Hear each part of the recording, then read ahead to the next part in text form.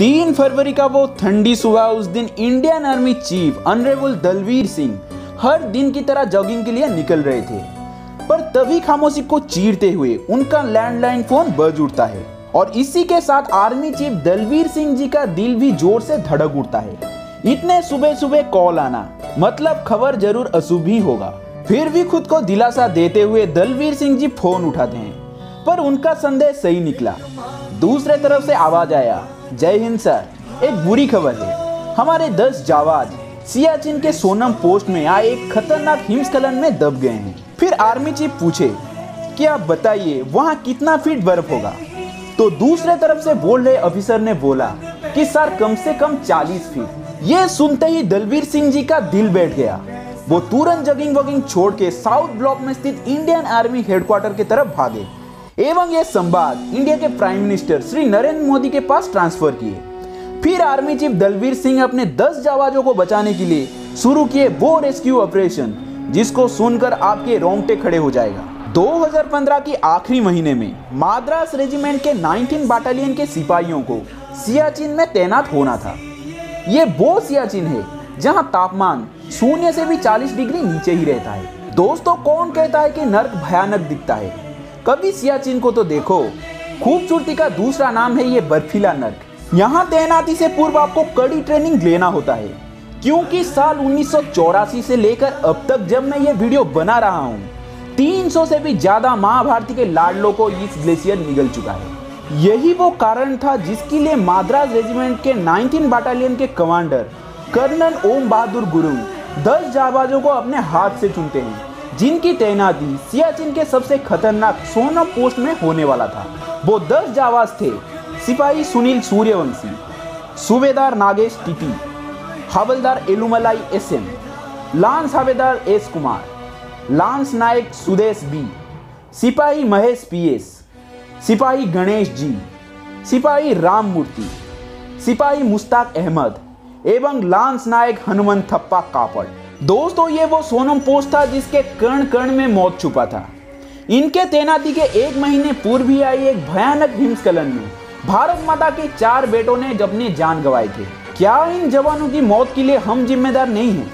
क्या इनके बीवी बच्चे और बूढ़े माँ बाप को अनाथ करने में हमारा कोई योगदान नहीं है? दोस्तों, वो प्लास्टिक बैग जो आप 10 रुपए की सामान खरीदने पर भी दुकानदार से मांग लेते हो, वो थोड़ी सी गर्मी जिसके लिए आप एसी ऑन कर देते हो, वो ठंडे पानी का हर एक घूंट जिसके लिए आप फ्रिज खोल देते हो, वो हर 1 किलोमीटर जो आप यूं ही मौसम का मजा उठाने के लिए गड्डी लेकर निकल पड़ते हो।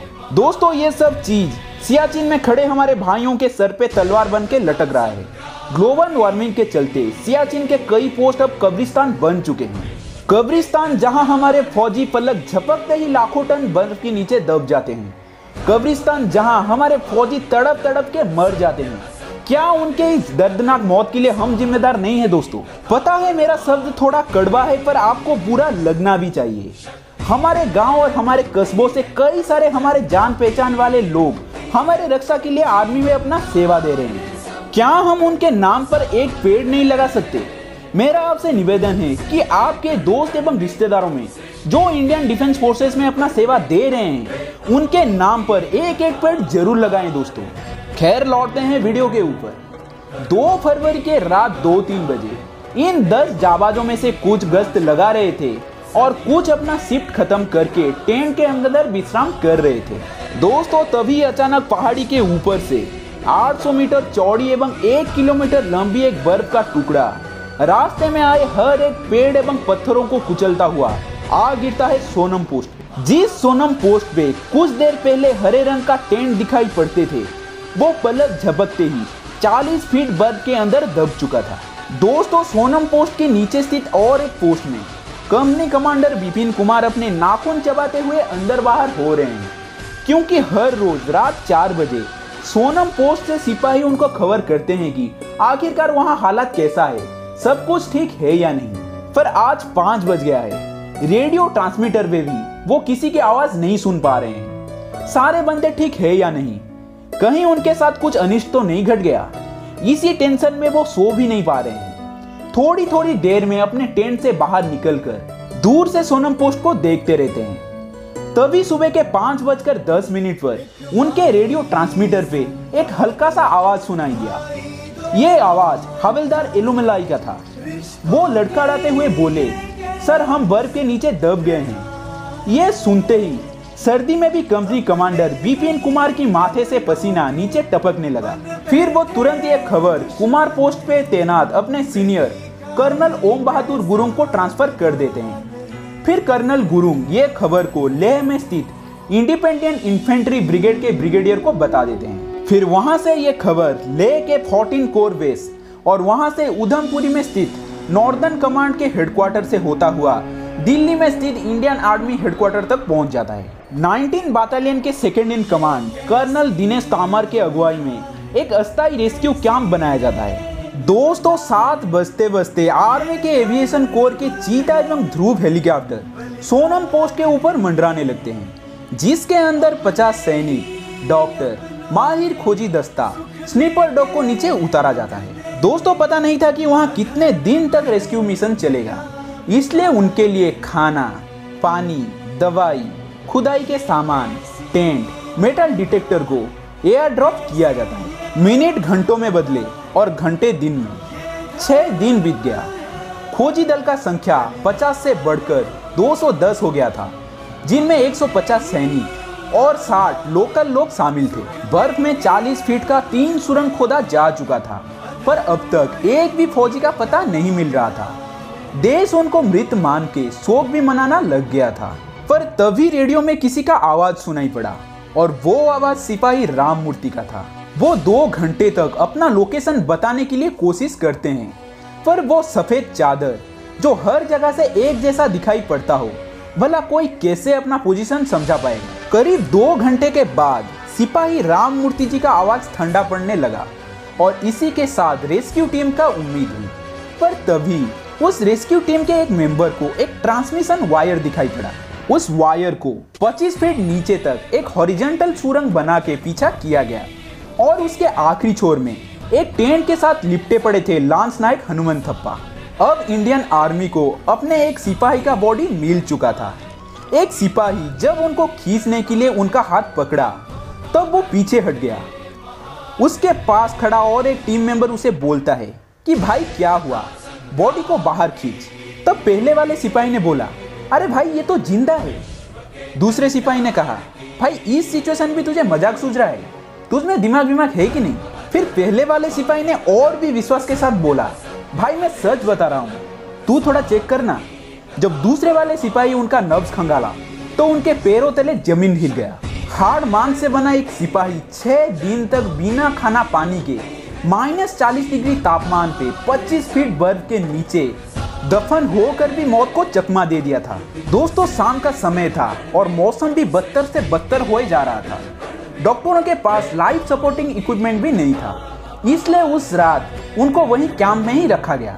अगले दिन अंधेरा छूटते ही इंडियन आर्मी के एविएशन कोर के चीता हेलीकॉप्टर से उनको चीते की रफ्तार से सियाचिन बेस कैंप लाया जाता है और वहां से फौरन उनका चेकअप करके एक दूसरे चीता हेलीकॉप्टर से उनको थॉयस भेज दिया जाता है, जहां इंडियन आर्मी के सबसे बड़ा विमान C-130J सुपर हरकुलिस खड़ा था। इस विशालकाय कार्गो प्लेन को एक इमरजेंसी हॉस्पिटल में तब्दील किया गया था, जो मोहन नगर के हिंडन एयरबेस से थॉयस के लिए 2 घंटे पहले ही निकला था। वहां से 77 वाइल्ड वाइपर स्क्वाड के जवान लांस नायक हनुमंत थप्पा को लेकर आर्मी के R&R हॉस्पिटल के तरफ उड़ान भरते हैं। बेस में पहुंचते ही वहां एक सुपरफास्ट एम्बुलेंस पहले से ही खड़ा था। VVIP कॉन्वॉय में चलता ये एम्बुलेंस कुछ ही मिनटों में आर्मी के R&R हॉस्पिटल में पहुंच जाता है। तब तक देश के हर एक मीडिया हाउस में हड़कंप मचा हुआ था। सभी चैनल पे रिटायर्ड आर्मी डॉक्टर्स एवं ऑफिसर बैठ के एक ही बात पर चर्चा कर रहे थे, आखिरकार लांस नायक हनुमंत थप्पा जिंदा बचे तो कैसे बचे। सबकी जुबान पर एक ही बात कि ये भगवान का चमत्कार है, क्योंकि मेडिकल साइंस इस घटना को कंप्लीटली एक्सप्लेन नहीं कर पा रहा था। आखिर कर्नाटक के धारवाड़ में रहने वाला एक बंदा, जहां तापमान कभी 20 डिग्री के नीचे नहीं गया, वो 21,000 फीट ऊंचाई में -40 डिग्री तापमान में 25 फीट बर्फ के अंदर मौत को चकमा दे दिया था। यह खबर आग की तरह हनुमंत थप्पा के घर पहुंच गया था। खबर सुन के अपने पति को 7 दिन पहले मृत मान चुकी शोक में डूबी हनुमान थप्पा के पत्नी महादेवी बेहोश होकर नीचे गिर पड़ती है। देश भर के मंदिरों एवं गुरुद्वारों में प्रार्थना चल रहा था। पूरा देश लांस नायक हनुमान थप्पा के जान बचाने के लिए ईश्वर के सामने झोली फैलाकर खड़ा था। यहाँ तक कि बीएसएफ का एक रिटायर्ड जवान लांस नायक हनुमान थप्पा को अपने किडनी, लिवर और हार्ट दान करने के लिए आर्मी R&R हॉस्पिटल पहुंच चुके थे। आर्मी चीफ दलवीर सिंह एवं पीएम नरेंद्र मोदी भी हालत का जायजा लेने के लिए वहां पहले से ही खड़े थे। किसी तरह अपने होश को संभाले हुए पत्नी महादेवी, बेटी नेत्रा एवं कोबर्ट फैमिली के बाकी लोग दिल्ली पहुंच गए थे। वहां से उनको आर्मी के एक स्पेशल गाड़ी से आर्मी के R&R हॉस्पिटल लाया गया। पर धीरे धीरे हनुमान थप्पा जी की हालत बिगड़ने लगा। उनके बॉडी में पानी का लेवल खतरनाक रूप से नीचे गिर चुका था और उसी के साथ वो हाइपोग्लाइसेमिया, हाइपोथर्मिया एवं निमोनिया का शिकार भी थे। धीरे धीरे वो कोमा में चले गए। उनके एक एक करके हर एक अंदरूनी अंग काम करना बंद कर चुका था। 11 फरवरी 2016 को 11:45 पे माँ भारती का ये वीर लाडला आखिरकार अपनी जिंदगी का जंग हार जाता है। दोस्तों, आज मैं नहीं बोलूंगा कि वीडियो को लाइक करो और चैनल को सब्सक्राइब करो। बस एक ही बात बोलूंगा कि प्लीज जिंदगी में 3 पेड़ अवश्य लगाओ। पेड़ लगाओ हमारे उन भाइयों के लिए जिनको हम तड़प तड़प के मरने के लिए सियाचिन जैसे नर्क में धकेल चुके हैं। जय हिंद।